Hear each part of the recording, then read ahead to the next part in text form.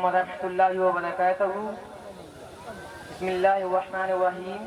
سبھی لوگ درود پاک پڑھیں۔ اللہم صلی علی سیدنا حبیبنا شفیعنا مولانا مولانا محمد وبارک وسلم۔ صلاۃ و سلام علیکہ یا نبی اللہ یا حبیب اللہ صلی اللہ تعالی علیہ وآلہ وسلم۔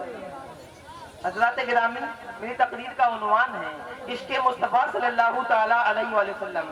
سامعین، انصار مدینہ کی ایک عورت سرکار مصطفیٰ صلی اللہ تعالی علیہ وآلہ وسلم کی حدیث مبارکہ لا یؤمن احدکم حتی اکون احب الیہ من والدہ وولدہ والناس اجمعین کی مکمل تفسیر تھی۔ کہتے ہیں کہ جنگ احد میں اس کا باپ، بھائی، شوہر سبھی شریک تھے۔ حق و باطل میں گھماسان کی لڑائی ہو رہی تھی، ایمان و کفر میں مقابلہ چل رہا تھا۔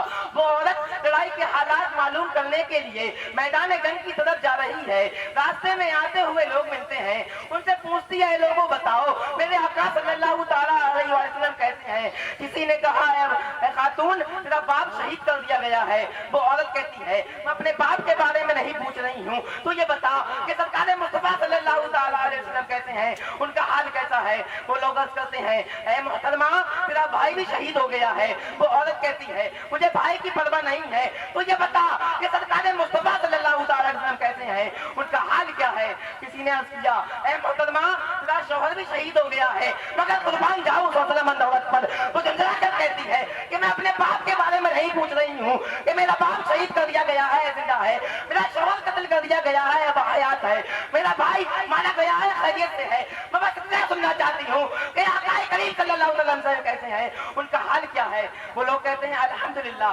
رحمت عالم صلی اللہ تعالیٰ علیہ وسلم خیرت و عافیت سے ہے، بس اتنا سننا تھا۔ عورت خوشی میں جھوم جاتی ہے اور بارگاہ رسول صلی اللہ تعالیٰ علیہ وسلم میں رخ زیبا کو دیکھ کر عرض کرتی ہے کلو مصیبت بعدک جلالا، بلکہ اس نے رخ روشن کو جو دیکھا تو کہا، بلکہ اس نے رخ روشن کو جو دیکھا تو کہا تو ہے سلامت تو ہے چاہیے سب رنج و علم۔ میں بھی، والد بھی اور شوہر بھی، برادر بھی فدا، اے شاہدی تیرے ہوتے ہوئے کیا چیز ہے ہم، اے شاہدی تیرے ہوتے ہوئے کیا چیز ہے ہم۔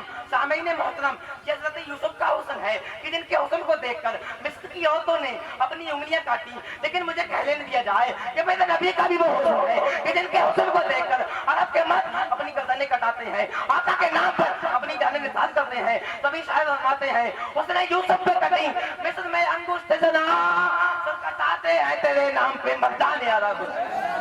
حضرات گرامی، وہ جنہوں نے یوسف کو دیکھا انہوں نے پورے کاٹے، لیکن جنہوں نے میرے آقا کو دیکھا وہ پورے کٹ گئے۔ جنہوں نے یوسف کو دیکھا انہوں نے مدہوشی میں پورے کاٹے، لیکن جنہوں نے میرے آقا کو دیکھا وہ مدہوش تھے۔ آقا کو دیکھنے کے بعد انہیں ہوش آ گیا، انہیں ہوش آ گیا، انہیں ہوش آ گیا۔ ہاں مدہوش تھے، جہاں خوبصورت بکرا دیکھتے معبود بنا لیتے، مدہوش تھے، جہاں خوبصورت جھنڈا دیکھتے مسجود بنا لیتے، مدہوش تھے، کعبے کا نگر طواف کرتے، مدہوش تھے، بیٹیوں کو زندہ دفن کر دیتے، مدہوش تھے، ماں باپ کے مر جانے کے بعد اپنے ماں سے شادی کر لیا کرتے، مدہوش تھے، لیکن آقا کو دیکھا تو ہوش آ گیا، آقا کے دامن سے جڑے تو ہوش آ گیا، آقا سے متعلق ہوئے تو ہوش آ گیا۔ ایسا ہوش آیا، ایسا ہوش آیا کہ بستیاں آئی بات کر گئے، صحرا آئے بات کر گئے، سامنے جنگل آ گیا، جنگل کے سامنے للکار کر کہتے ہیں اے جنگل کے درندوں جنگل کو خالی کر دو، محمد کے غلام آ رہے ہیں۔ اور پھر عالم یہ ہوا کہ دست تو دست رہے دریا بھی نہ چھوڑے ہم نے، دست تو دست رہے دریا بھی نہ چھوڑے ہم نے، پہلے ظلمات پر دوڑا دیے گھوڑے ہم نے، اور چلنا سکتے تھے اگر جنگ میں آ جاتے تھے، پاؤں شیروں کے بھی میدان سے اکھڑ جاتے تھے، پاؤں شیروں کے بھی میدان سے اکھڑ جاتے تھے۔ وما علینا الا البلاغ۔ السلام علیکم ورحمۃ اللہ وبرکاتہ۔ اسلام زندہ باد، مدرسہ جامعہ مولانا علی پائندہ باد۔